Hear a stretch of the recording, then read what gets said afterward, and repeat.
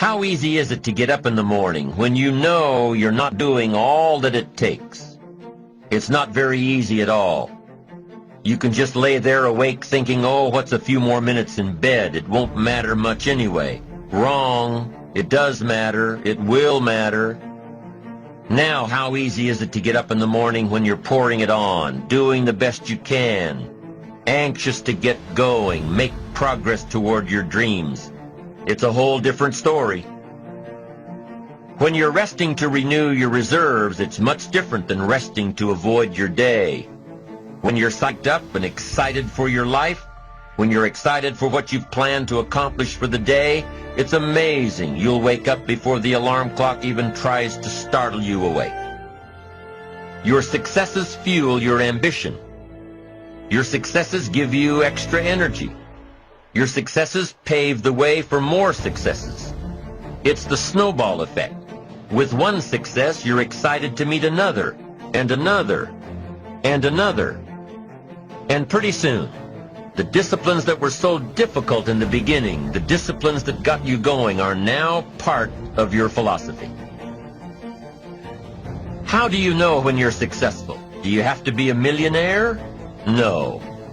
All we ask of you is that you earn all you possibly can. If you earn $10,000 a year and that's the best you can do, that's enough.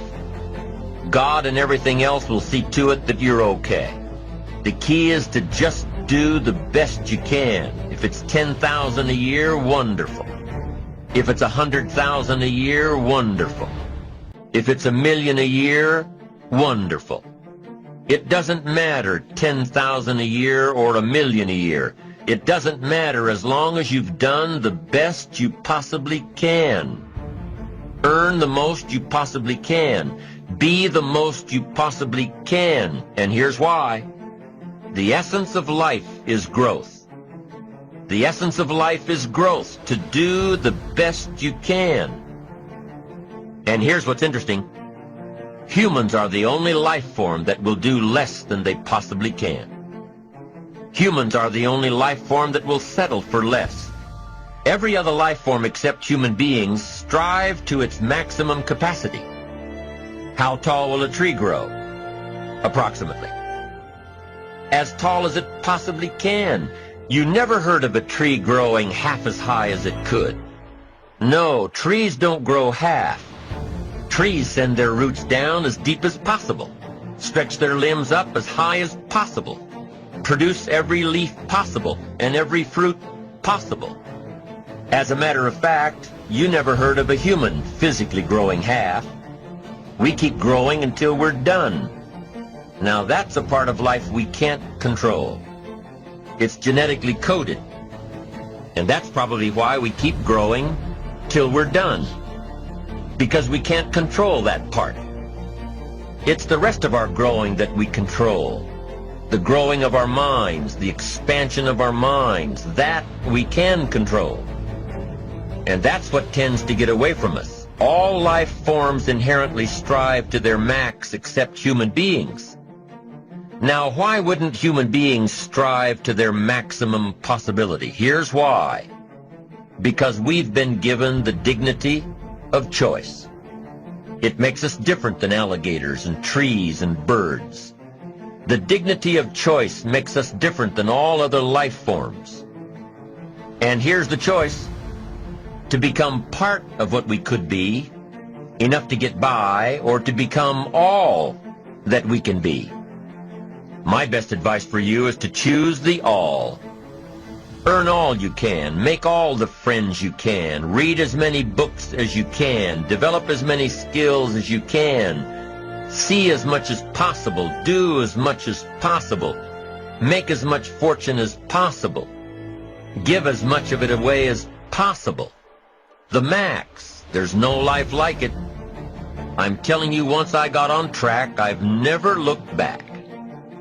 Pick up the challenge. Go for it. Take the best of the two easies. Take the route of it's easy to get ahead. It's easy to do all you can. It's easy to succeed. It's easy to have financial freedom. The more you do, the more you get.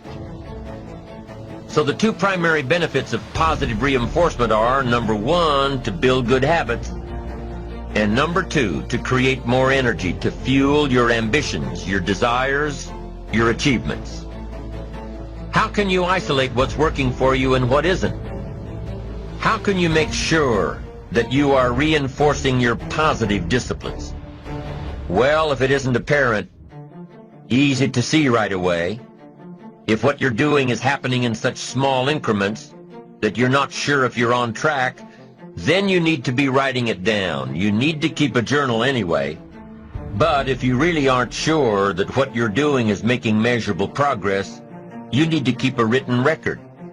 You need to write down everything that may be relevant in your day. What you did, who you saw, what you felt, how it may or may not affect you now and in the future.